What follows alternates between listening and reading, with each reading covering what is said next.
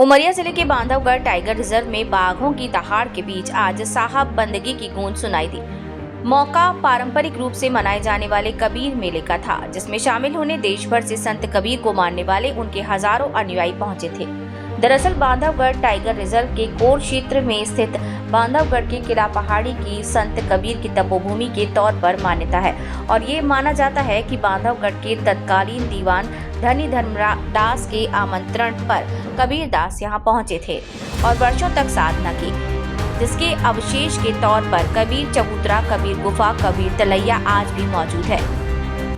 यही वो वजह है कि हर वर्ष यहाँ अघन पूर्णिमा के मौके पर कबीर मेले का आयोजन होता है, जिसमें देश भर से करीब कबीर को मानने वाले लोग यहाँ पहुँचते हैं, जिन्हें NTCA की गाइडलाइन के मुताबिक प्रवेश दिया जाता है।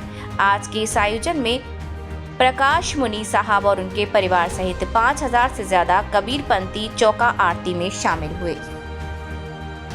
जीव दया और आत्म पूजा, संसार के जितने जीव हैं उन पर दया करना है। मनुष्य हैं इसका मतलब हम मालिक नहीं हो गए।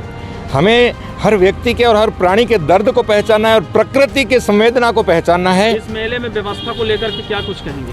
व्यवस्था हमें तत्काल जो जरूरी है वो प्रबंधन बनाते हैं, लेकिन हम लोग जैसी स्थिति होती है उसमें अपना निर्वहन भी कर लेते हैं। बांधवगढ़ कबीर पंथ की उद्भव स्थली है।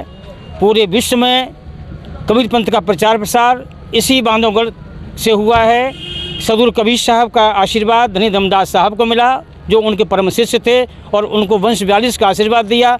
इसी वंश 42 के प्रथम गुरु चूड़ामण नाम साहब हुए, उनका आज प्राकट्य दिवस है और ये गुरु परंपरा आज 16वें वंश तक पहुंच चुकी है, जिसमें हजूर उदित मुन्नाम साहब का आप प्रादुर्भाव हो चुका है।